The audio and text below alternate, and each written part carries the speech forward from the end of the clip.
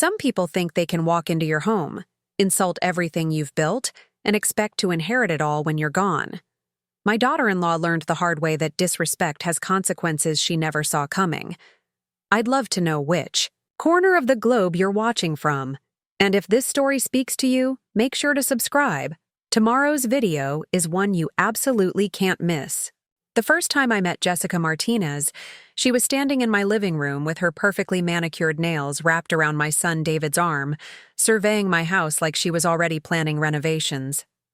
It was Thanksgiving 2019, and David had finally brought home the woman he'd been dating for 8 months. I'd been looking forward to meeting her for weeks, hoping she'd be the one to make my only child truly happy.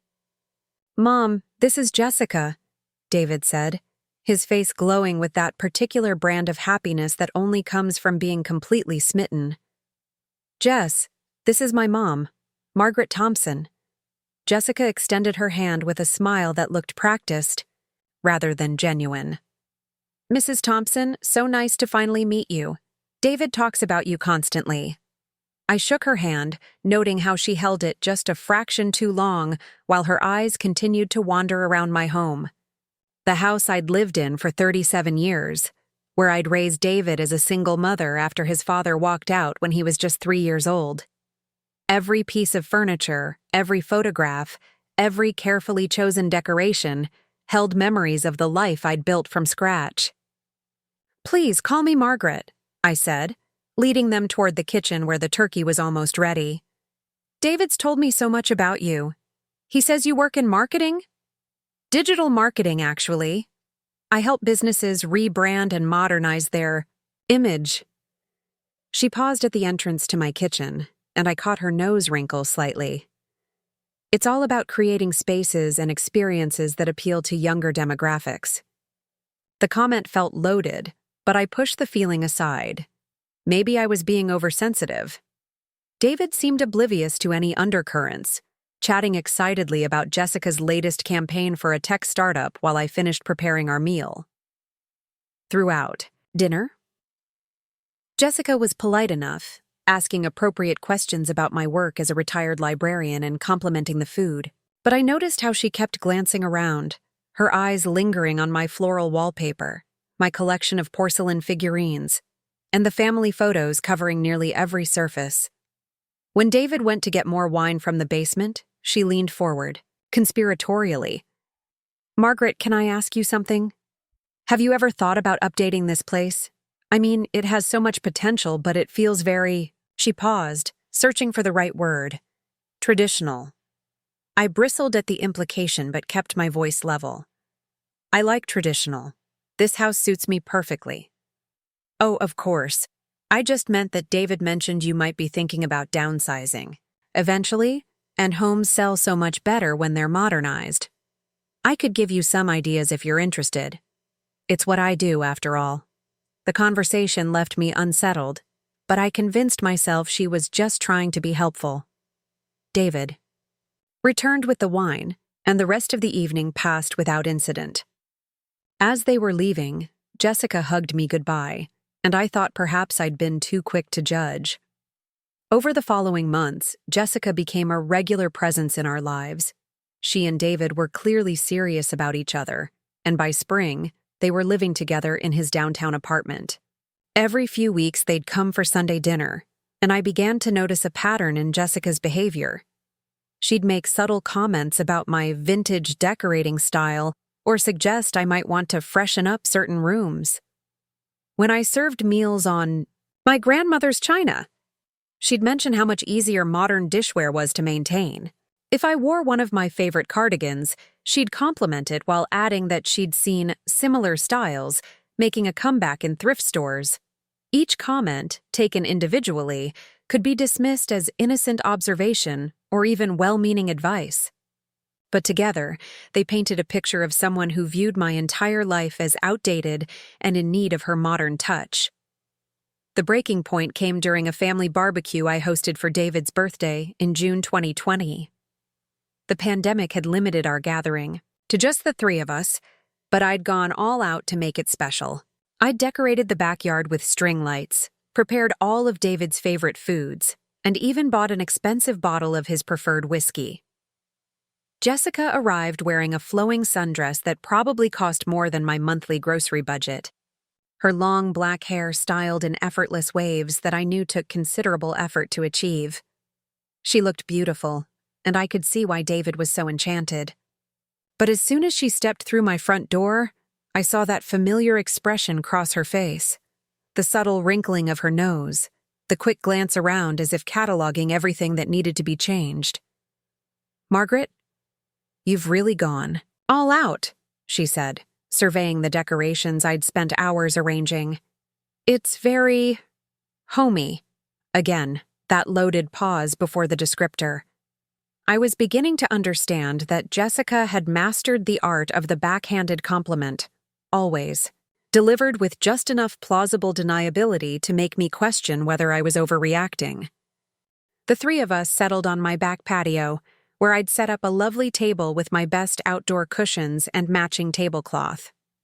David was in high spirits, talking about a promotion he was hoping to get, while Jessica sipped her wine and offered encouraging nods at appropriate intervals. "I've been thinking," David said, reaching across the table to squeeze my hand, "about how lucky I am to have such an amazing mom. This house, all these memories. I hope someday I can give my kids the same kind of stable, loving home you gave." "Me?" Jessica's smile flickered for just a moment, so briefly I almost missed it. "That's sweet, honey. Though I imagine when we have kids, we'll want to create our own traditions, our own style. It's important for each generation to make their mark, don't you think?" "Sure," David agreed easily. "But there's something to be said for family traditions, too. I mean, I'd love for our kids to have Sunday dinners here, to grow up knowing their grandmother's house like I did." "Of course," Jessica said quickly, but I caught the tightness around her eyes. "Though who knows? Maybe by then Margaret will be ready for something smaller and more manageable. A nice condo, perhaps, or one of those active senior communities." The conversation continued, but I found myself only half listening, my mind stuck on Jessica's casual assumption that I'd be moving out of my own home to make room for her vision of the future. This was the house where I'd comforted David through nightmares, celebrated his achievements, and weathered every storm life had thrown at us.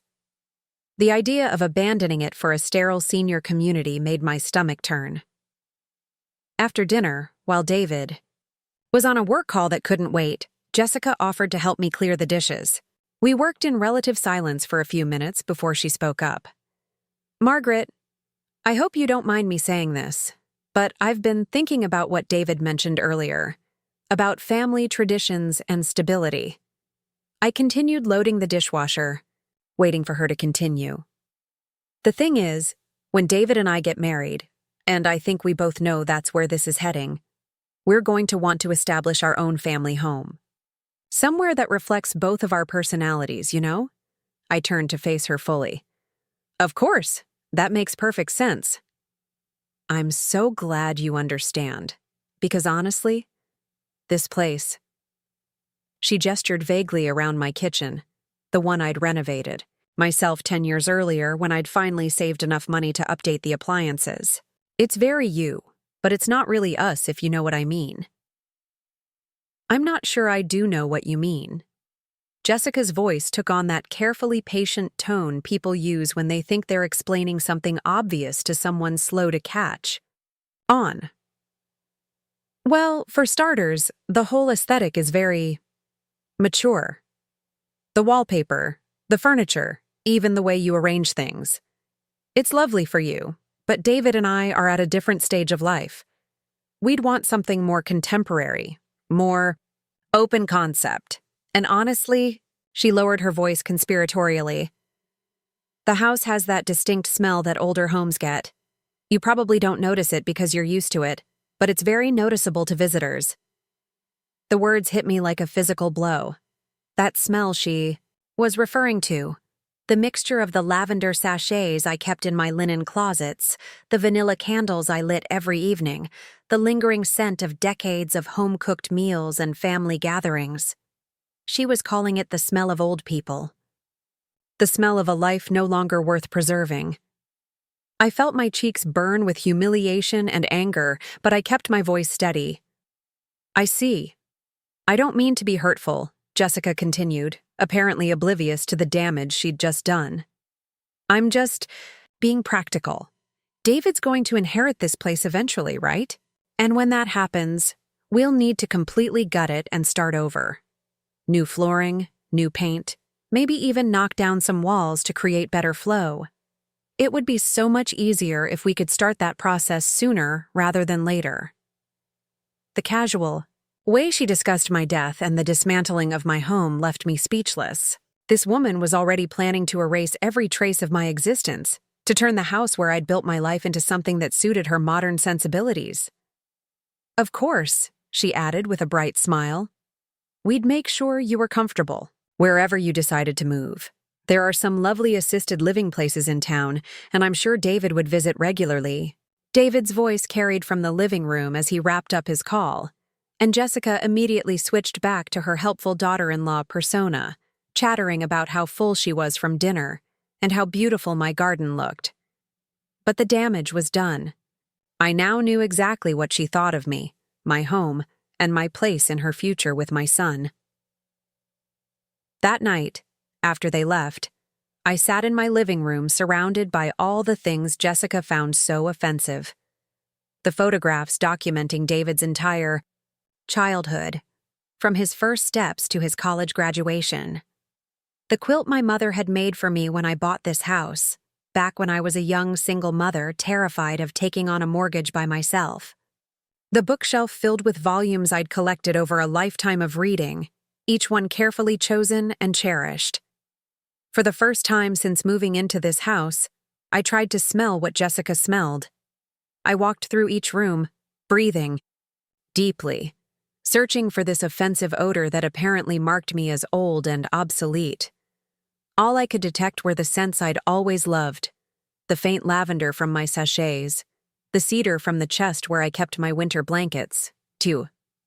A lot of love and effort went into bringing this story to life. If you're enjoying it, we'd be so grateful if you'd subscribe to our channel.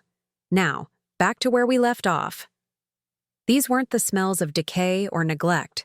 They were the smells of a life well lived, of traditions maintained, of a home that had provided comfort and stability for decades. But to Jessica, they were simply obstacles to be eliminated, evidence of a past that needed to be erased to make room for her vision of the future. I realized then that this wasn't just about interior decorating or generational differences in taste. This was about Jessica's fundamental belief that my life, my history, and my presence were inconveniences to be managed and eventually discarded. She saw me not as David's mother or as an individual with my own value, but as a placeholder keeping her from claiming what she already considered hers.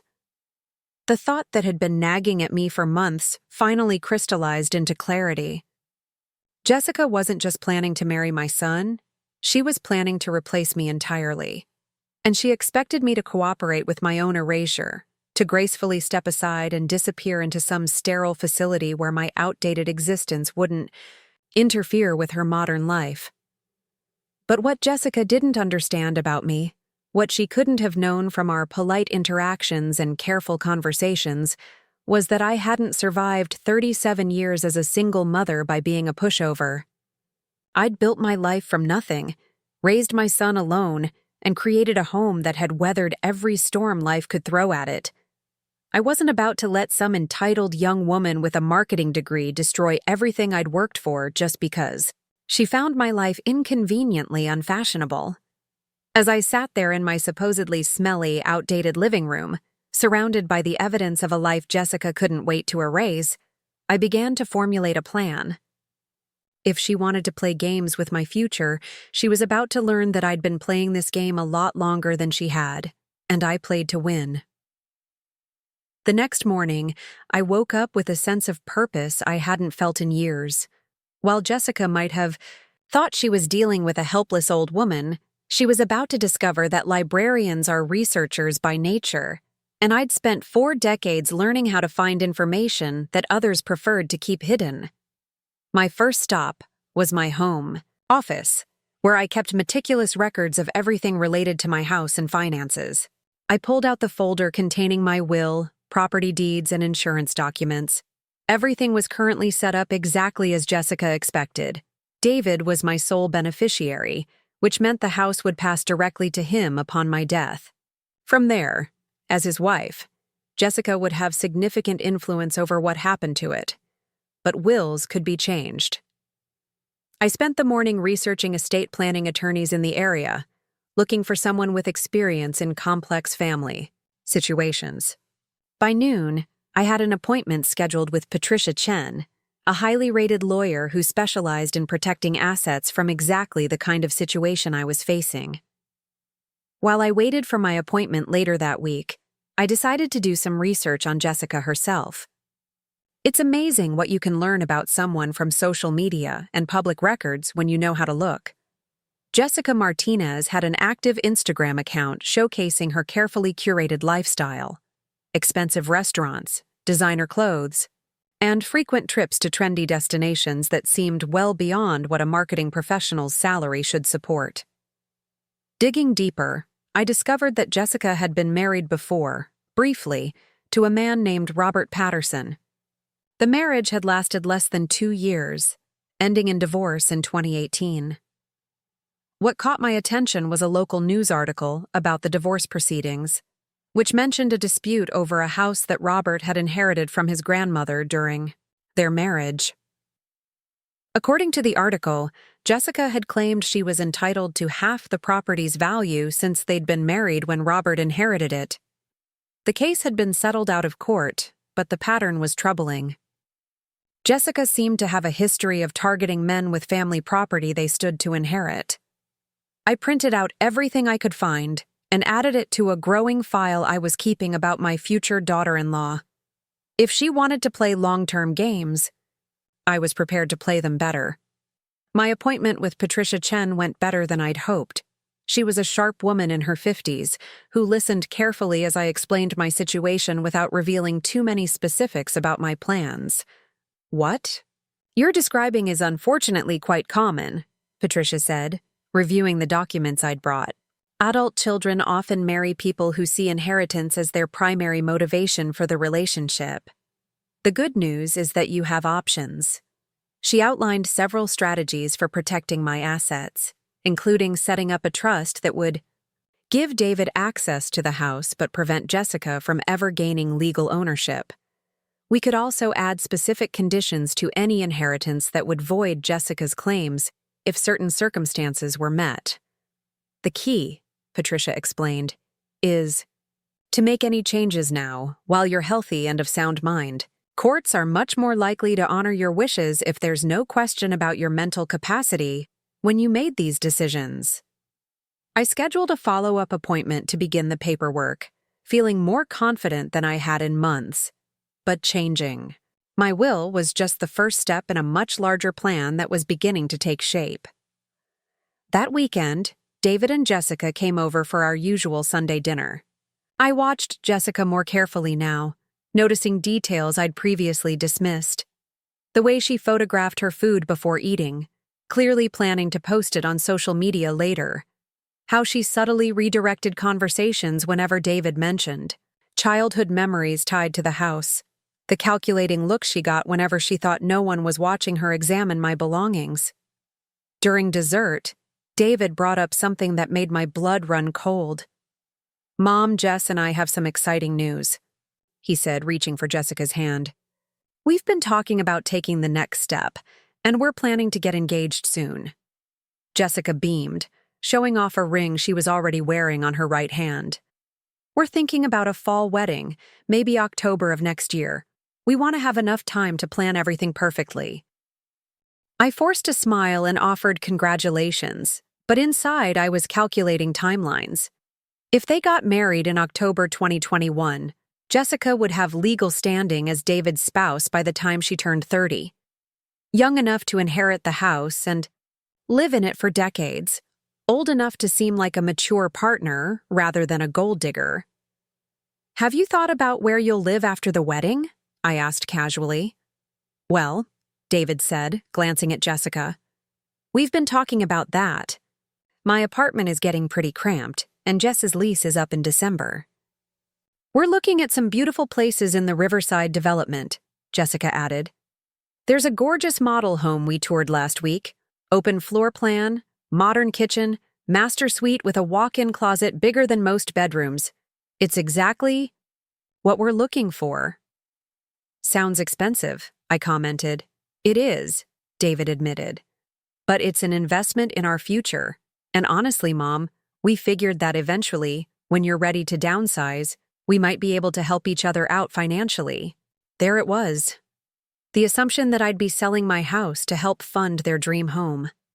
Jessica's smile was perfectly innocent, but I could see the calculation behind her eyes. That's an interesting idea, I said carefully. Though I hope you're not counting on that happening anytime soon. I'm only 62, David. I could easily live in this house for another 20 or 30 years. I saw Jessica's smile falter slightly, but she recovered quickly. Of course, we would never want to rush you. It's just that houses like this require so much maintenance as they get older. The plumbing, the electrical systems, the roof. It can become overwhelming. Especially for someone living alone, David added, clearly repeating arguments Jessica had made in private. I worry about you managing everything by yourself. This was happening faster than I'd expected. They weren't just planning to inherit my house eventually. They were actively working to convince me to give it up now. Jessica's strategy was becoming clear. Create a sense of urgency about the house's condition and my ability to maintain it, while simultaneously presenting their financial needs as a family emergency I could help solve. I appreciate your concern, I said, but I'm perfectly capable of maintaining my own home. In fact, I'm thinking about doing some updates soon. Maybe modernizing a few things. Jessica perked up immediately. Really? What kind of updates? Oh, I'm not sure yet.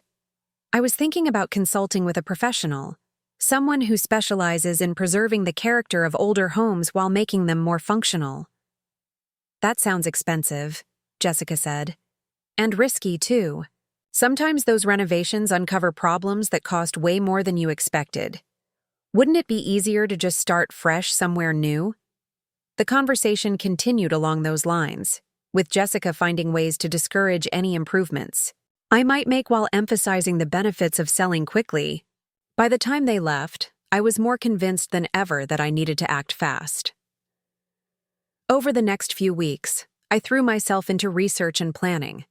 I consulted with contractors about actual improvements I could make to the house, not because I needed Jessica's approval, but because I wanted to understand the true condition and value of my property. What I learned was encouraging. My house was in excellent shape, and several updates could significantly increase its value.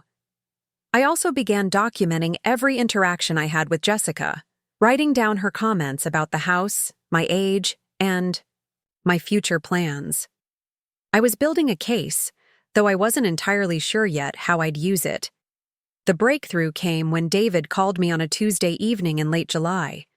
He sounded stressed, which was unusual for my typically easygoing son. Mom, I need to ask you something and I hope you won't be offended. What is it, sweetheart? Jess and I have been looking at wedding venues and everything costs so much more than we expected. The place we really want requires a deposit of $15,000 just to hold the date. My heart sank. And you're wondering if I can help? I hate to ask, but we're trying to figure out our options. Jess mentioned that you might be thinking about taking out a home equity loan anyway, for those renovations you talked about. We thought maybe I could borrow against my house to pay for your wedding. It would be a loan, Mom. We'd pay you back. And honestly, if you're planning to sell the house eventually anyway, it might make sense to access some of that equity now when we really need it. I closed my eyes, feeling the pieces of Jessica's plan clicking into place. She was maneuvering me into a position where I'd be financially invested in their future, while simultaneously weakening my own financial security. If I took out a large home equity loan, I'd have monthly payments that might eventually force me to sell the house. And if David and Jessica defaulted on their promise to pay me back, I'd be left holding both the debt and the responsibility. Let me think about it, I told David. This is a big decision. Of course. Take all the time you need. Jess just wanted me to mention it because the venue requires an answer soon. After I hung up, I sat in my kitchen staring at the phone. This was emotional manipulation at its finest, creating artificial urgency around their wedding plans while presenting my financial sacrifice as somehow beneficial to me. But Jessica had made one crucial mistake. She'd assumed that I was an isolated older woman with no one to turn to for advice or support. What she didn't know was that I had a network of friends and professionals who'd been looking out for me for years.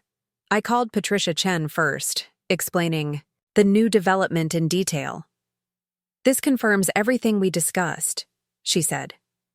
They're accelerating their timeline because they're worried you might change your will or take other protective measures. The pressure about the wedding venue is almost certainly manufactured. What should I do? Nothing hasty. Continue with our original plan to restructure your estate, but don't let them know you're doing it. And whatever you do, don't take out that home equity loan. Once you're in debt secured by the house, you've given them significant leverage over your future. Next, I called my longtime friend Carol Williams, who'd been my neighbor for 15 years. Carol was a retired social worker with a sharp eye for manipulation tactics. "Oh, honey," she said after I explained the situation. "I've seen this pattern before. That girl is running a long con, and your son is the mark. The question is, what are you going to do about it? I'm not sure yet, but I'm not going to let her steal my home and my son's future. Good for you. And remember, you're not alone in this. If you need witnesses to her behavior or documentation of what she's said, several of us neighbors have heard her comments about your house and your age." This was news to me. "She's talked to other people about me?" "Oh, yes. She's been quite vocal about how you're getting too old to maintain such a large property and how much better it would be if David could take over sooner rather than later. She seems to think she's building community support for the idea." That information was incredibly valuable. If Jessica had been making these comments to multiple people, it established a pattern of behavior that could be important later. I spent the next few days thinking carefully about my response to David's request. I needed to refuse without seeming unreasonable, while also gathering more information about their actual financial situation. When I called David back, I had my strategy ready. "I've been thinking about your request," I told him, "and I've decided I can't take out a home equity loan right now. But I might be able to help in other ways. Why don't you and Jessica come over this weekend and show me the specific numbers? Maybe we can brainstorm some alternatives." "That would be amazing, Mom. Jess will be so relieved." "I'm sure she will." I said, already planning how to use this meeting to my advantage. The stage was set for the next phase of my plan. Jessica thought she was closing in on her goal, but she was about to learn that some opponents are much more dangerous when they look defeated. Saturday arrived with unseasonably cool weather for August, which I took as a good omen. I'd spent the week preparing for this meeting like a general planning a battle, and I was ready for whatever Jessica might throw at me. I'd arranged the living room carefully, positioning my laptop on the coffee table where I could easily access the research I'd compiled. Hidden beneath some magazines were printouts of Jessica's social media posts, the news article about her previous divorce, and detailed notes about every concerning comment she'd made about my house and future. David and Jessica arrived promptly at 2:00, both carrying folders and looking optimistic. Jessica had dressed down for the occasion, wearing jeans and a simple sweater instead of her usual designer outfits. Clearly, she wanted to appear humble and deserving of financial assistance. "Mom, thank you so much for considering this," David said, giving me a warm hug. "I know it's a lot to ask." "Of course, sweetheart. Family helps family," I replied, noting how Jessica's eyes lit up at those words. We settled around my coffee table, and Jessica immediately pulled out a thick folder filled with wedding planning materials. She'd come prepared with photos of venues, catering menus, and detailed cost breakdowns that must have taken hours to compile. "So, this is the place we really want," she said, sliding a glossy brochure across to me. "The Riverside Manor. It's absolutely perfect for what we're envisioning." I examined the photos of an elegant estate with manicured gardens and a ballroom that could accommodate 200 guests. It was undeniably beautiful and undeniably expensive. "It's lovely," I said. "Very grand. How many people are you planning to invite?" "Well, that's part of what makes it so special," Jessica explained. "David has such a large extended family, and I have a lot of colleagues and friends who'd love to celebrate with us. We're thinking around 150 guests." This was the first I'd heard of David having a large extended family. His father's side had never been part of our lives, and my own family was quite small. But I let it pass, more interested in the numbers Jessica was about to present. "The venue rental is $12,000 for a Saturday in October," David continued, "plus another $3,000 for the deposit they require 6 months in advance. Then there's catering, which runs about $80 per person, flowers, photography, music." Jessica had prepared a spreadsheet that showed a total wedding cost of nearly $45,000. For a marketing professional and a mid-level accountant, this represented several years of savings. "We've been putting away money for months," Jessica said, "but we're still short about $20,000. David thought maybe you could help us bridge that gap." I pretended to study their numbers while actually observing their body language. David looked genuinely stressed about the financial situation, but Jessica had the controlled excitement of someone who thought their plan was working perfectly. "This is quite an investment," I said carefully. "Have you considered a smaller celebration? Maybe something more intimate?" Jessica's smile became slightly strained. "We only get married once, Margaret. This is our dream wedding and we want it to be perfect. Besides, think of it as an investment in David's happiness."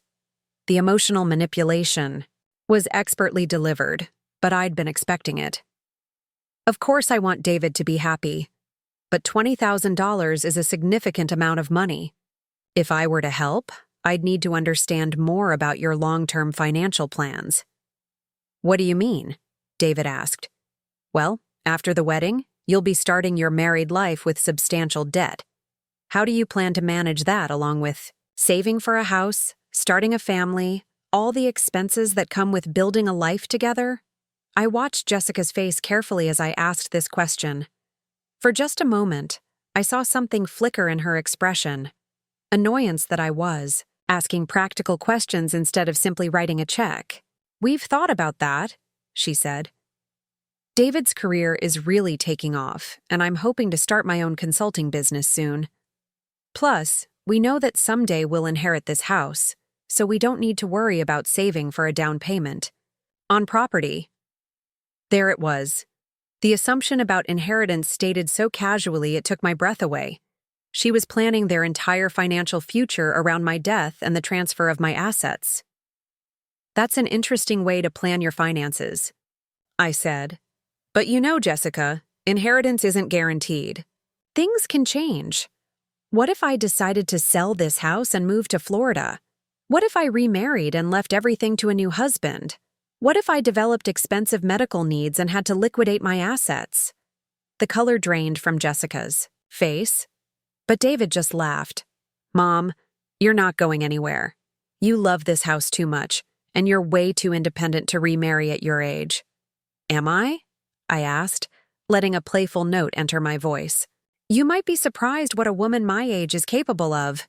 Jessica was no longer smiling. "Of course we'd never want you to feel obligated to leave us anything, Margaret. We just thought, David is your only child." "He is," I agreed, "which is why I want to make sure he makes smart decisions about his future." "David, can I ask you something privately?" "Sure, Mom."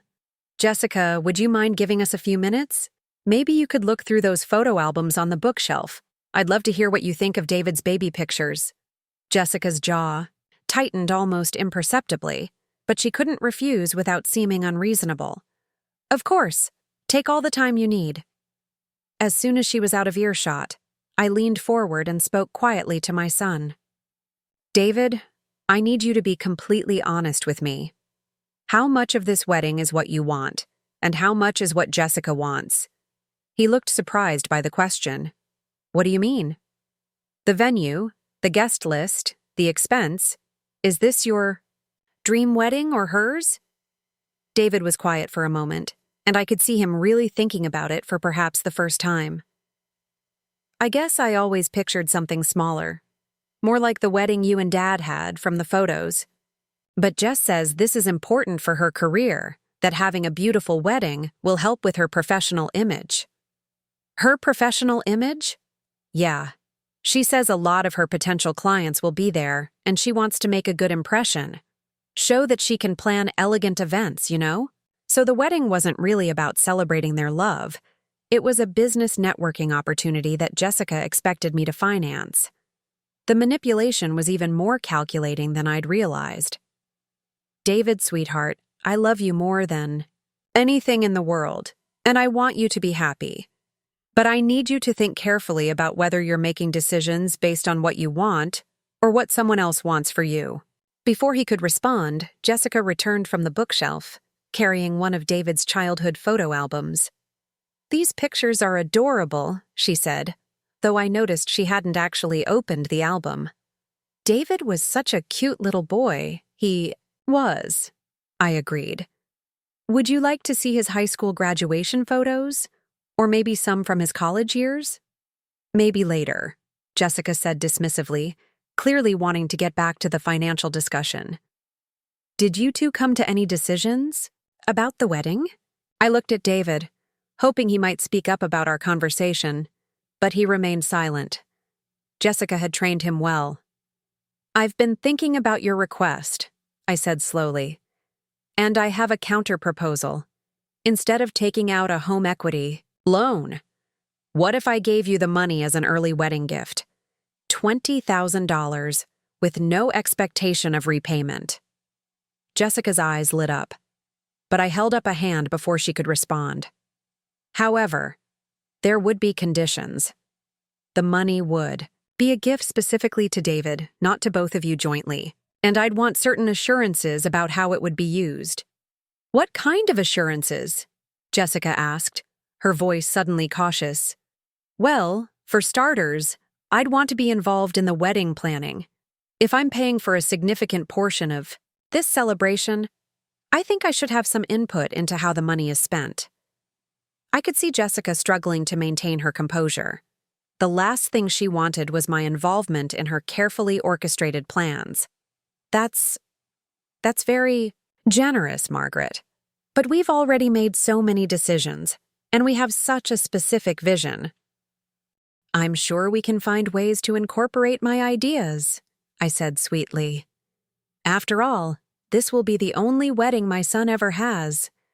I'd hate to miss out on being part of the planning process." David looked confused by the sudden tension in the room, but Jessica was clearly recognizing a threat when she heard one. "Maybe we should think about this," she said. "We don't want to impose on your time or change your routine." "Oh, it wouldn't be an imposition at all. In fact, I've been thinking about getting more involved in social activities. Maybe planning this wedding would inspire me to do more entertaining here at the house. I could host the engagement party, maybe have some pre-wedding events for your out-of-town guests." With each suggestion, Jessica looked more trapped. She wanted my money, but she definitely didn't want my involvement. More importantly, she didn't want me strengthening my connection to David or inserting myself into their social circle. "That's so thoughtful," she said through gritted teeth. "But I'd hate for you to go to all that trouble." "No trouble at all. I love hosting parties. In fact, why don't we start with a little celebration dinner next weekend? I could invite some of my neighbors, maybe some of David's childhood friends who still live in town. We could announce your engagement properly." I was boxing Jessica into a corner, and she knew it. If she refused my involvement, she'd have to explain why to David. But if she accepted, she'd have to deal with my interference in her plans and my potential influence over the guest list and social dynamics. "Mom, that sounds great," David said, obviously pleased by my enthusiasm. "Jess, wouldn't that be fun?" Jessica's smile looked painful. "Absolutely. That would be wonderful." "Perfect. I'll start making calls tomorrow." "Oh, and Jessica, I'll need a list of your family and friends so I can include them. I want to make sure everyone important to you is invited." This was another strategic move. Jessica had been vague about her background, and I suspected there were reasons for that. Forcing her to provide specific names and contact information would either expose holes in her story or give me more people to research. "Of course," she said. "I'll email you a list." "Wonderful. And David, why don't you give me the contact information for the wedding venue? I'd like to speak with them directly about the arrangements, since I'll be contributing so significantly to the cost." I could see the wheels turning in Jessica's head as she realized how thoroughly I was inserting myself into their plans. What she'd thought would be a simple financial transaction was becoming a much more complex arrangement that gave me significant control over their wedding. "Actually," Jessica said suddenly, "maybe we should reconsider the whole thing. I mean, $20,000 is a lot of money, and we don't want to put that kind of burden on you." "It's not a burden at all," I replied cheerfully. "I'm excited to be part of planning such a special event. Unless, of course, you've changed your mind about wanting my help." The trap was perfectly set. If Jessica backed out now, she'd have to explain to David why she was refusing a generous gift from his mother. But if she accepted, she'd have to deal with my involvement in every aspect of their wedding planning. No, she said quickly. "We're very grateful for your generosity. It's just that we want to make sure we're not taking advantage of your kindness." "You're not taking advantage of anything," I assured her. "This is what families does for each other. Speaking of which, I should probably meet your parents soon. I'd love to discuss wedding traditions and maybe coordinate our contributions to the celebration." Another direct hit. Jessica's face went pale, and she glanced at David nervously. "My parents they're not really involved in wedding planning," she said. "They're very private people." "Oh, that's a shame. I was looking forward to meeting them at the engagement party." "They will be coming to that, won't they?" "I'm not sure about their schedule," Jessica said, clearly improvising. "They travel a lot for work." I filed away this information for later investigation. Jessica's reluctance to involve her family suggested there might be complications in her background that she preferred to keep hidden. "Well, hopefully they'll be available for the wedding itself," I said. "But for now, let's focus on our engagement celebration. I'm thinking about next Saturday evening, around 6 o'clock. Nothing too fancy, just a nice dinner to introduce you to some of the people who are important to David and me." As they prepared to leave, Jessica's composure was clearly strained. She'd gotten the financial commitment she wanted, but at a cost she hadn't anticipated. I was now positioned as an active participant in their wedding planning, with legitimate reasons to ask questions, meet their friends, and involve myself in their social circle. "Thank you again, Margaret," David said, hugging me goodbye. "This means the world to us. I'm happy to help, sweetheart. Jessica, I'll call you tomorrow to start planning the party." After they left, I sat in my living room feeling more optimistic than I had in months. Phase 1 of my plan was complete. I'd successfully inserted myself into their wedding plans while gathering valuable information about Jessica's family situation and financial motivations. But this was just the beginning. Over the next few weeks, I would use my position as the generous mother-in-law to conduct a thorough investigation into Jessica's background, motivations, and plans for my son's future. Jessica thought she was manipulating me, but she was about to learn that some games are won by patience, planning, and the willingness to play a longer game than your opponent expects. The week following our financial discussion was filled with frantic phone calls from Jessica, each one more desperate than the last. She was clearly struggling to maintain control over a situation that was rapidly spinning beyond her influence. "Margaret, I've been thinking about the engagement party," she said during her third call that Tuesday. "Maybe we should keep it really small. Just immediate family, you know?" "Nonsense," I replied, checking items off my growing guest list. "This is a celebration. I've already invited the Hendersons from next door, and Carol Williams is bringing her famous apple tart. Oh, and I reached out to David's old friend Marcus. You remember, the one who works at the bank? He's so excited to meet you." I could practically hear Jessica's teeth grinding over the phone. Marcus Coleman had been David's best friend since childhood, and he had an excellent memory for details and an instinct for reading people that had served him well in his banking career. If anyone would spot inconsistencies in Jessica's stories, it would be Marcus. "That's great," Jessica managed. "Listen, about that guest list I was supposed to send you." "Yes, I've been waiting for that. I need to get the invitations out soon. The thing is, most of my friends live pretty far away, and it's such short notice." "Well, what about your family? Surely your parents could make it, even if they have to travel."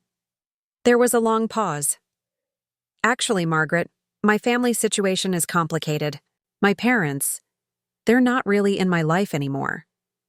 I'd been expecting something like this, but I feigned surprise. "Oh my goodness, I'm so sorry. I had no idea." "It's not something I like to talk about. We had a falling out a few years ago, and we haven't spoken since." "How terrible for you. What about siblings? Extended family?" "I'm an only child, and my grandparents passed away when I was young. It's really just me." The story was getting more convenient by the minute. No family meant no one to contradict. Whatever version of her past Jessica had constructed, and no one to potentially warn David about her history.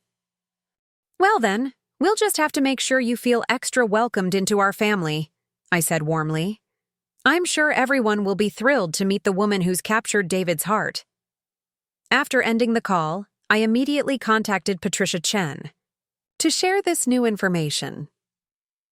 "The isolated family story is a classic red flag," Patricia confirmed.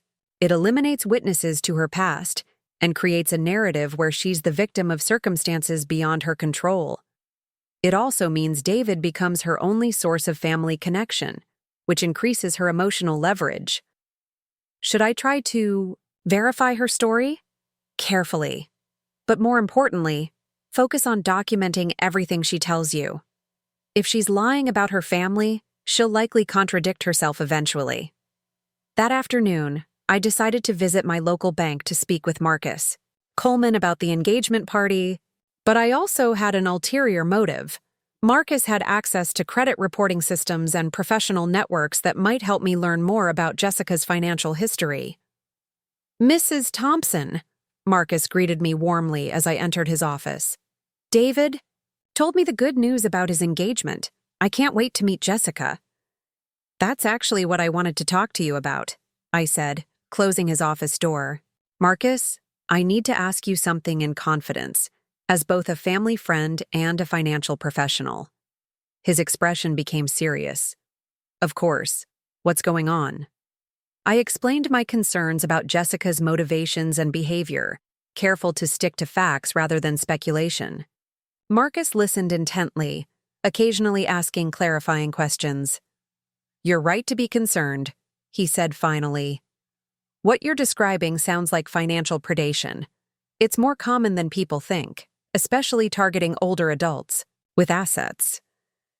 "Is there anything you can tell me about her financial background? Legally, I mean." Marcus considered this carefully. "I can't access personal financial information without legitimate business purposes. But I can tell you that if someone has a pattern of financial manipulation, there are often public records, bankruptcies, judgments, liens. Have you tried searching? Court records?" I hadn't, but I made a mental note to do exactly that. Marcus also suggested I might want to hire a private investigator, which seemed like an excellent idea. "There's something else," I said. "She claims to have no family, says she's estranged from her parents and has no siblings. Does that seem believable to you? It's possible, but it's also convenient. No family means no one to ask awkward questions or share inconvenient truths about her past. We talked for another 20 minutes, and Marcus promised to keep his eyes and ears open at the engagement party. As I left the bank, I felt more confident than ever that my instincts about Jessica were correct. Thursday brought an unexpected development. Jessica called to inform me that she'd be bringing a friend to the engagement party. Her name is Samantha Rodriguez, Jessica explained. She's my best friend from college, and she's visiting from Phoenix this weekend. I hope you don't mind if I invite her. Of course not. I'd love to meet your friend. Will she be at your wedding party? Actually, yes. She's going to be my maid of honor. This was the first I'd heard of any wedding party plans, and I found it interesting that Jessica's supposed best friend lived across the country. But it also presented an opportunity. If Samantha was really a close friend, she might inadvertently reveal information about Jessica's past. Wonderful. What does Samantha do for work? She's a nurse. She works in pediatrics at a hospital in Phoenix. How nice. I'll make sure to prepare something special for her. How long have you two been friends? Since our freshman year at Arizona State. We were roommates for 3 years. More details for me to potentially verify later. I was building quite a file on Jessica's claims about her background. Saturday evening arrived with perfect weather for the engagement party. I'd spent the day preparing David's favorite foods and decorating the dining room with fresh flowers from my garden. The house looked beautiful, and I felt ready for whatever the evening might bring. David and Jessica arrived first, with Jessica looking elegant in a navy blue dress that probably cost more than most people's monthly rent. She was accompanied by a petite woman with dark hair who I assumed was Samantha. Margaret, this is my best friend Samantha Rodriguez, Jessica said. Sam, this is David's mother, the famous Margaret Thompson I've told you so much about. Samantha stepped forward with a genuine smile and a firm handshake. Mrs. Thompson, it's so nice to finally meet you. Jessica talks about you all the time. Please call me Margaret, and it's wonderful to meet Jessica's maid of honor. I hope you'll tell me some embarrassing college stories about these two. Oh, I have plenty of those, Samantha laughed. But I noticed Jessica shooting her a sharp look. As other guests began arriving, I made sure to introduce Samantha to everyone, using the opportunity to observe her interactions with Jessica. What I noticed was interesting. While Samantha was friendly and outgoing with everyone else, she seemed somewhat guarded around Jessica, as if she was being careful about what she said. Marcus arrived with his wife Linda, and I immediately introduced them to both Jessica and Samantha. Marcus had a gift for casual conversation that often revealed more than people intended to share, and I was curious to see what he might learn. The party was going well, with guests mingling and enjoying the food, when Carol Williams pulled me aside in the kitchen. Margaret, that friend of Jessica's, Samantha, she seems lovely, but she said something odd to me. What do you mean? I was asking her about Jessica's college years, just making conversation, and she mentioned that Jessica had been married before. When I said I didn't know that, she looked confused and said she thought everyone knew about Jessica's first husband. Pulse quickened. Jessica had never mentioned being married before, not to David or to me. Are you sure that's what she said? Positive. But then Jessica came over and changed the subject very quickly. I got the feeling Samantha had said something she shouldn't have. This was exactly the kind of information I'd been hoping to uncover. If Jessica had been married before and hadn't told David, that was a significant deception that could change everything. I waited until later in the evening, when Jessica was occupied with other guests, to approach Samantha privately. Samantha, I'm so glad you could come tonight. It means a lot to Jessica to have her best friend here. Oh, I wouldn't miss it. Jessica's been through so much. She deserves to be happy. She's mentioned that her family situation is difficult. It must be nice for her to have such a loyal friend. Samantha's expression became guarded. Yes, well, Jessica doesn't like to talk about her family much. Of course. I just hope she feels welcomed into our family. David doesn't know about her previous marriage, does he?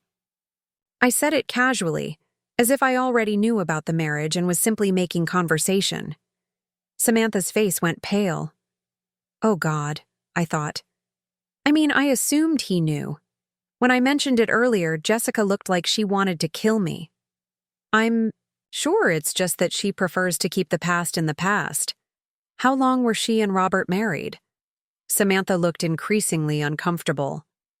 Maybe 2 years. It ended pretty badly. There were some financial issues, and Jessica felt like Robert's family never accepted her. That must have been difficult for her. It was. Especially when Robert's grandmother died and left him that house. Jessica had put a lot of work into fixing it up, and then when they divorced, she didn't get anything. This confirmed what I'd found in my earlier research, but hearing it directly from someone who knew Jessica personally was much more valuable. Well, I'm sure this marriage will be different, I said. David's such a good man, and Jessica seems to really love him. She does, Samantha said, but there was something in her tone that suggested she wasn't entirely convinced. Before I could probe further, Jessica appeared at my elbow. Margaret, thank you so much for this wonderful party. Everything has been perfect. I'm so glad you're enjoying it. Samantha and I were just talking about how happy you and David seem together. Jessica's smile was bright, but her eyes were cold, as she looked at her friend. Sam, would you mind helping me get some air on the patio? I'm feeling a little overwhelmed by all the excitement. As they walked away, I heard Jessica speaking quietly but intensely to Samantha. While I couldn't make out the words, the body language was clear. Jessica was angry about something Samantha had said. The rest of the evening passed without incident, but I now had confirmation of Jessica's previous marriage and evidence that she was actively concealing it from David. This was the leverage I'd been looking for. After the last guest left and David and Jessica had gone home, I sat in my living room reviewing everything I'd learned. Jessica Martinez had been married, before, to a man who'd inherited property from his grandmother.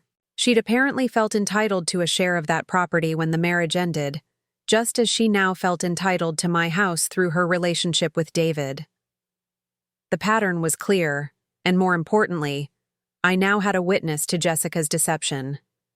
Samantha had unknowingly provided me with information that could change everything, assuming I could convince her to tell David the truth. But first, I needed to do more research into Jessica's previous marriage and divorce.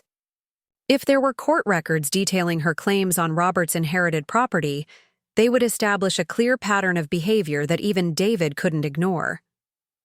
I pulled out my laptop and began searching court records for Jessica Martinez and Robert Patterson. What I found exceeded my worst expectations and gave me everything I needed to protect my son and my home from Jessica's schemes. The real battle was about to begin. My research into Jessica's first marriage yielded results that were both shocking and illuminating. The court records painted a picture of a woman who'd systematically positioned herself to benefit from her husband's family wealth, then fought viciously when the marriage dissolved. According to the divorce filing, Jessica had convinced Robert Patterson to take out a significant home equity loan against his inherited house for improvements and renovations. When the marriage ended 18 months later, she'd claimed those improvements entitled her to half the property's value. The case had dragged on for nearly a year, with Jessica's legal team arguing that her contributions to the home created a financial partnership that superseded inheritance law. Most disturbing was a restraining order Robert had filed, alleging that Jessica had threatened to destroy his life and reputation if he didn't agree to her financial demands. The order detailed incidents of harassment, including Jessica contacting Robert's employer and spreading rumors about his personal life within their social circle. The pattern was unmistakable. Jessica didn't just target men with inherited property.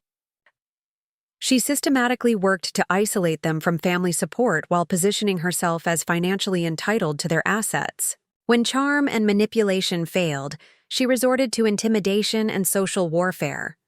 I printed every document I could find and added them to my growing file. But I needed more than court records to convince David. I needed someone who could speak to Jessica's character from personal experience. The next morning, I called the private investigator Marcus had recommended, a former police detective named Sarah Mitchell who specialized in background investigations.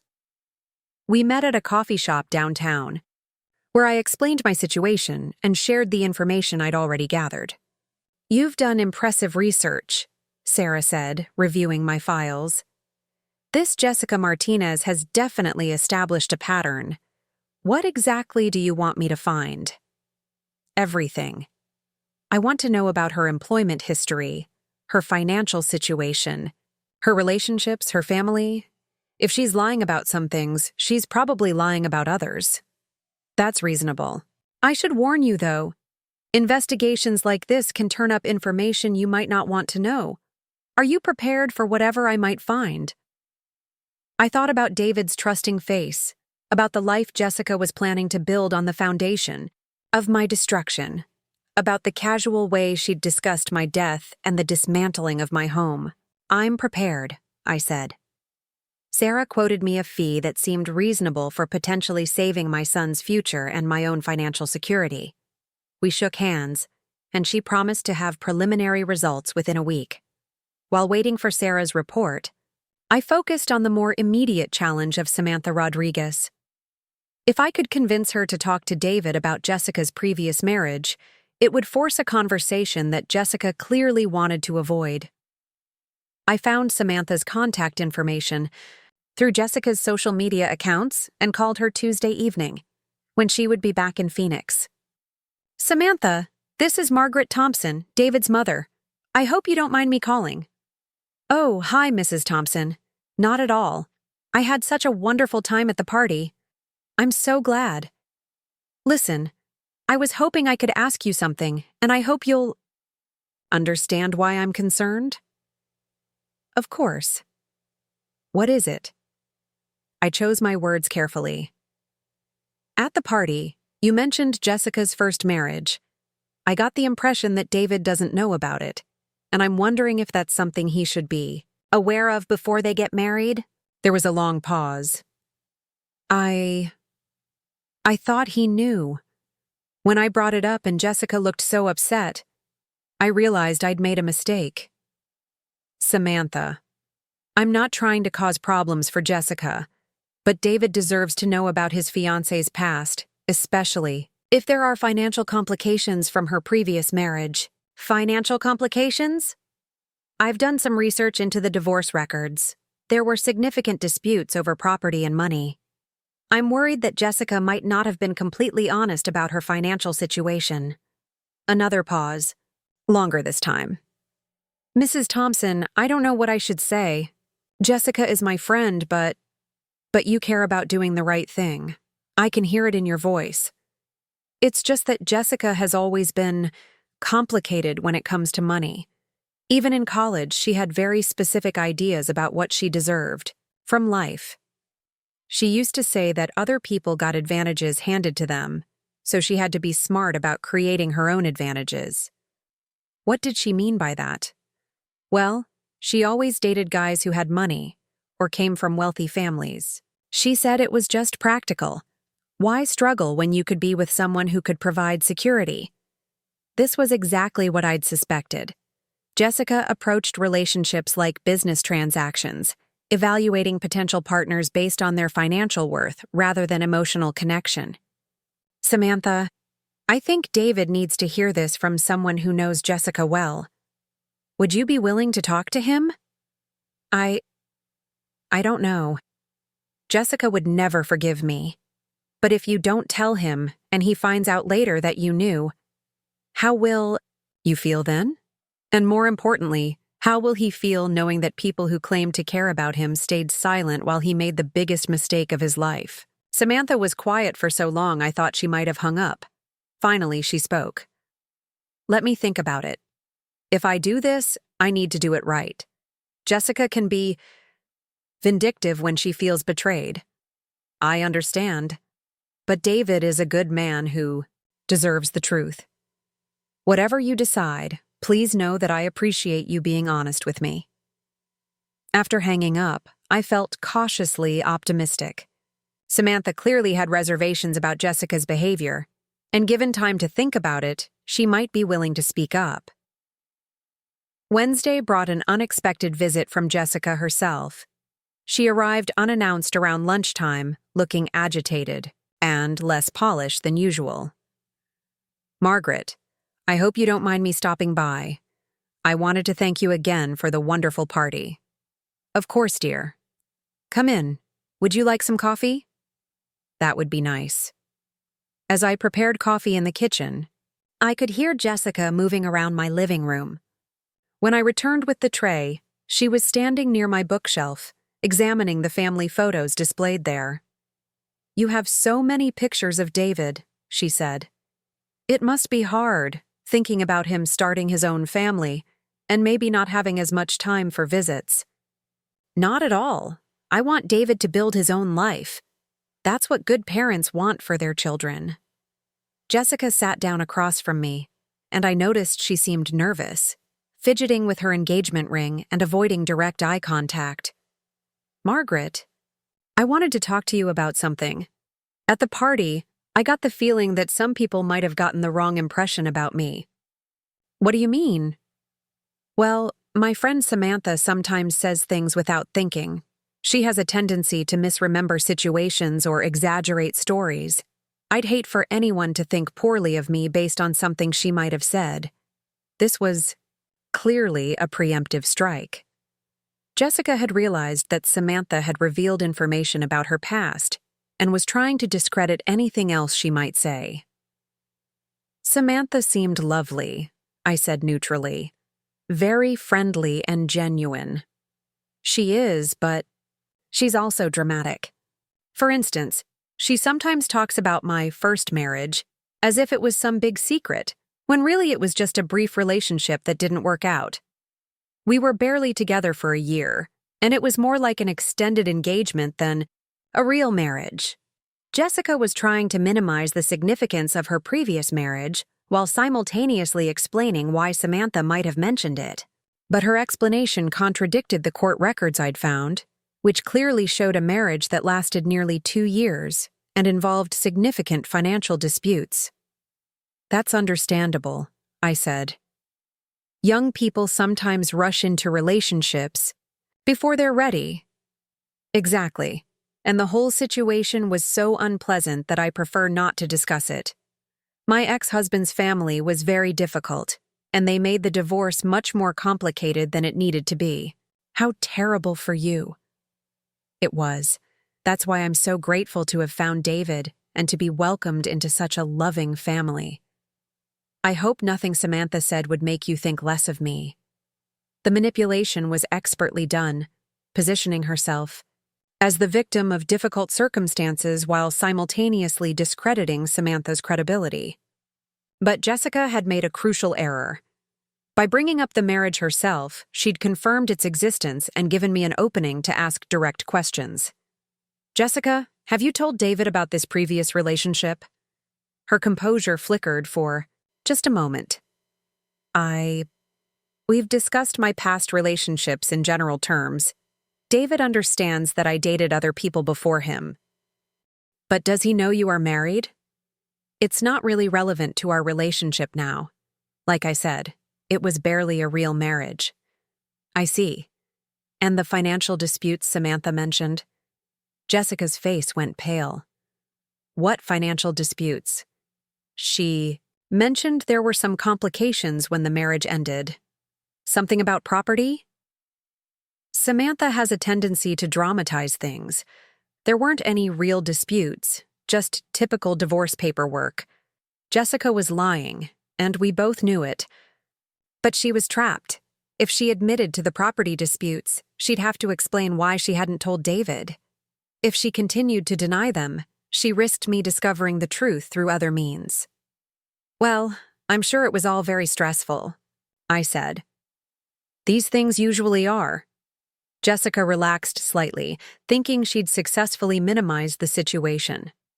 Exactly. That's why I prefer to focus on the future rather than dwelling on the past. Of course. Though I imagine David would.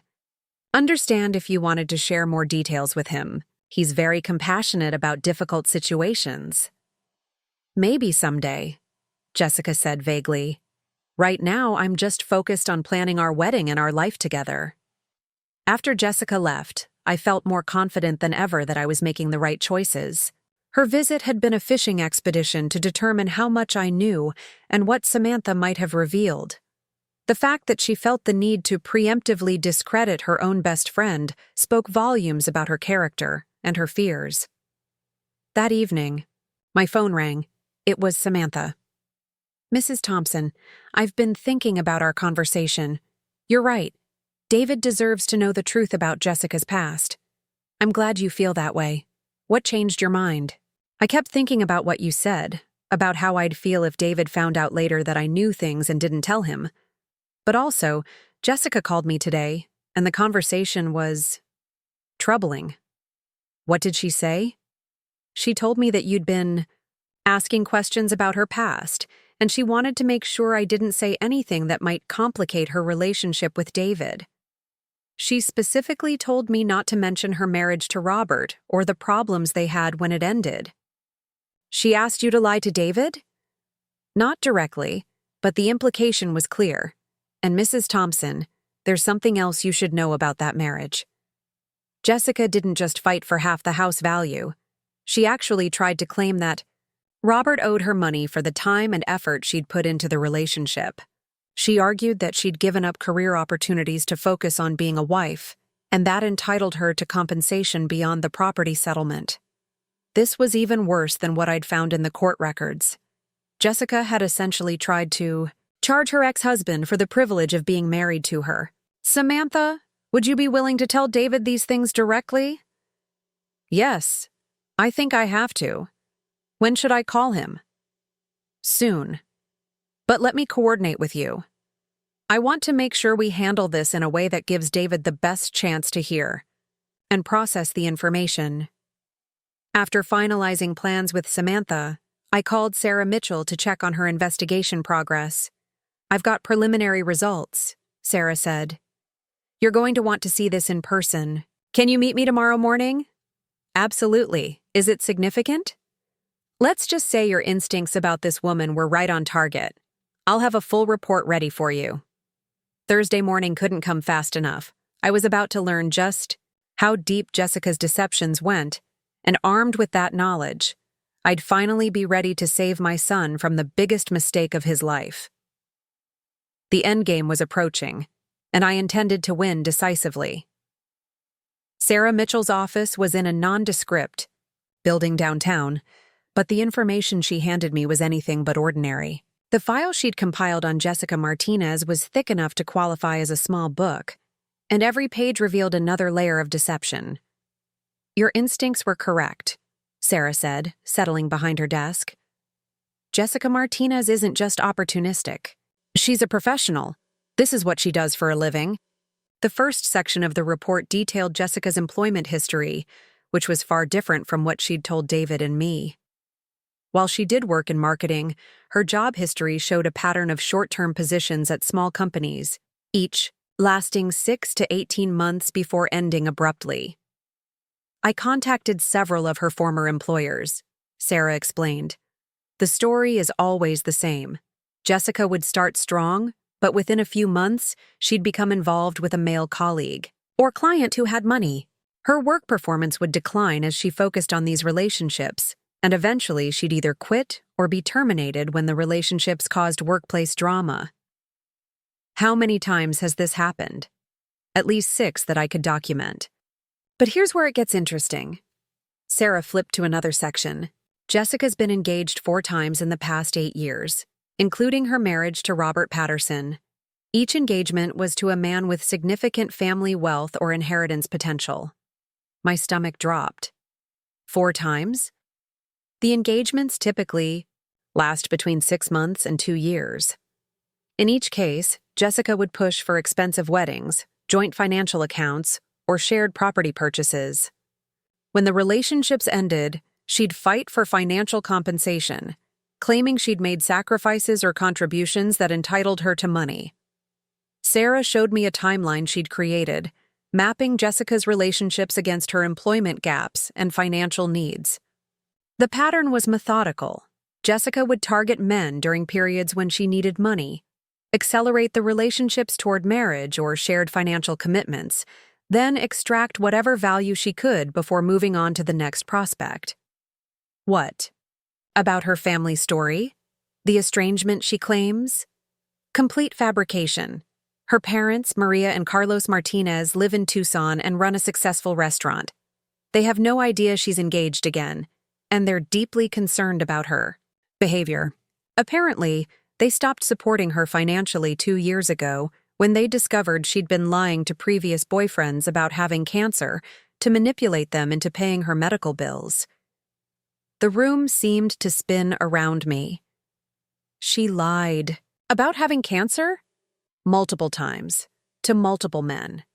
She'd show up to dates wearing scarves and claim she was undergoing chemotherapy. One man paid over $30,000 in supposed medical expenses before he discovered she'd never been sick. I felt physically ill. The woman my son planned to marry wasn't just a gold digger. She was a predator who exploited people's compassion for her own financial gain. Sarah, I need you to document everything and prepare copies of all these records. I'm going to need irrefutable proof when I show this to David. Already done. I've also prepared a summary report that highlights the key points without overwhelming him with details. But Mrs. Thompson, you need to be prepared for the possibility that he might not believe this immediately. When people are emotionally invested, they often reject information that contradicts their feelings. I understand, but I have to try. That afternoon, I called Samantha and filled her in on what Sarah had discovered. Her reaction was a mixture of shock and validation. I knew something was wrong, she said. Jessica always had money problems in college. But after graduation, she suddenly seemed to have plenty of cash for designer clothes and expensive trips.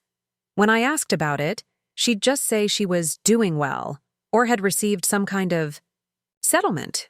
Now it all makes sense. Samantha, I need you to call David tonight. Tell him about Jessica's first marriage and suggest he ask her directly about her relationship history. Don't mention what I've discovered. I want him to hear Jessica's version first so he can compare it to the truth later. I can do that. Mrs. Thompson, I feel terrible that I didn't see this sooner. Jessica is my friend, but what she's doing to David is wrong. You couldn't have known the full extent of it. The important thing is that we stop it before it's too late. That evening, I sat in my living room preparing for what would likely be the most important conversation of my life. I'd arranged all the documents in chronological order, highlighting the key facts that would be easiest for David to understand and verify independently. At exactly 9 o'clock, my phone rang. It was David, and he sounded confused and upset. Mom, I just got off the phone with Samantha Rodriguez. She told me some things about Jessica that I need to understand. Can I come over? I think we need to talk. Of course, sweetheart. I'll put on some coffee. David arrived 20 minutes later, looking like he'd aged years since I'd seen him at the engagement party. His usually neat hair was disheveled, and his eyes had the hollow look of someone who'd received devastating news. Mom, Samantha told me that Jessica was married before, and that there were problems with money when it ended. When I asked Jessica about it, she admitted it was true, but she said it wasn't important and got angry when I pressed for details. What exactly did she say? She said it was a brief marriage that ended because they were incompatible and that her ex-husband's family caused problems during the divorce.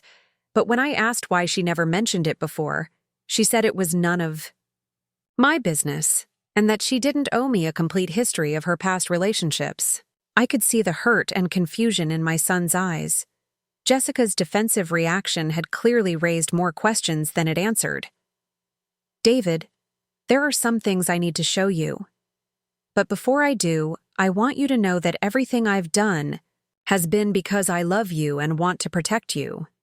I handed him Sarah's summary report and watched his face as he read. At first, he looked skeptical, then concerned, then increasingly horrified as the full scope of Jessica's deception became clear. "This can't be right," he said finally. "Some of this information. Where did you get all this?" "I hired a private investigator." "I know that sounds extreme, but David, I was worried about Jessica's motivations from the beginning. Her comments about the house, her assumptions about inheritance, the way she talked about our future." I explained everything: the court records from her divorce, the pattern of targeting wealthy men, the lies about her family, the cancer fraud. With each revelation, David's face grew paler. "The cancer thing. That's impossible. Jessica would never do something like that. The investigator has documentation, David. Medical records that were falsified, receipts for expensive treatments that never happened, testimony from one of the men she defrauded." David set the papers aside and put his head in his hands. "I don't understand. Why would she choose me if this is what she does? I'm not wealthy. I don't have family money like these other guys." This was the question I'd been dreading, because the answer would hurt him most of all. "David, she didn't choose you for your money. She chose you for mine." I explained Jessica's assumptions about inheriting the house, her comments about my age and health, her suggestions that I should move to assisted living. David listened in growing horror as I described Jessica's casual planning for my death and the dismantling of my home. She actually said the house smelled like old people, among other things. "David, she sees me as an obstacle to be managed, not as your mother or as a person with value. In her mind, I'm just someone taking up space in a house she already considers hers." David was quiet for a long time, processing everything I'd told him. Finally, he looked up with tears in his eyes. "Mom, I'm so sorry. I brought this person into our lives and she made you feel unwelcome in your own home. You couldn't have known, sweetheart. Jessica is very good at what she does. She's had years of practice manipulating people. But I should have seen the signs. The way she talked about the future, her assumptions about the house, the pressure about money. I thought she was just being practical, but she was planning to take advantage of both of us." David spent the next hour reading through all the documentation I'd compiled. When he finished, he was no longer the confused young man who'd arrived at my door. He was angry. "What do I do now? We're supposed to get married in 2 months. I've already given her the $20,000 for the wedding. First, you call off the engagement, tonight. Don't give her time to prepare a defense or try to manipulate you into changing your mind. And the money? We'll worry about that later. Right now, the important thing is protecting yourself and ending this relationship before it goes any further." David nodded, looking more determined than I'd seen him all evening. "Will you come with me? I don't want to face her alone." Of course. We drove to David's apartment in my car, both of us silent and focused on the confrontation ahead. I'd brought copies of all the key documents, just in case Jessica tried to deny the evidence or claim it was fabricated. Jessica answered the door in silk pajamas, clearly not expecting David to return that evening with his mother in tow. Her expression shifted from surprise to wariness as she took in our serious faces. "David, what's wrong? And Margaret, what are you doing here?" "We need to talk," David said, pushing past her into the apartment. "All of us." Jessica's composure began to crack as David spread the documents across his coffee table. She tried to maintain her innocent act at first, claiming the information was inaccurate or taken out of context. But as David confronted her with specific details about her previous relationships and fraudulent schemes, her mask finally slipped. "Completely." "Fine," she said, her voice turning cold and calculating. "You want the truth?" "Yes. I've been strategic about my relationships. Yes, I expect to be compensated for the time and effort I invest in men. and yes, I assumed this house would eventually be mine. So what?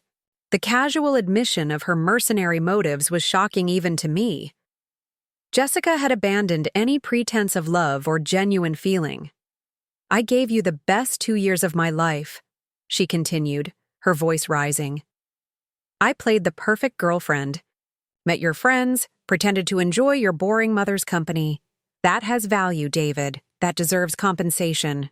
You're talking about our relationship like it was a business transaction, David said, his voice hollow with disbelief. All relationships are business transactions. The only difference is that some people are honest about it and others pretend. It's about love and romance. Jessica turned to me with undisguised hatred. And you, Margaret, with your manipulative investigation and your precious little house? Did you really think I'd let some old woman stand between me and financial security? I think this conversation is over, I said calmly. David, let's go. But Jessica wasn't finished. As we moved toward the door, she launched into a tirade that revealed the full extent of her entitlement and rage. You'll regret this, she screamed. Both of you.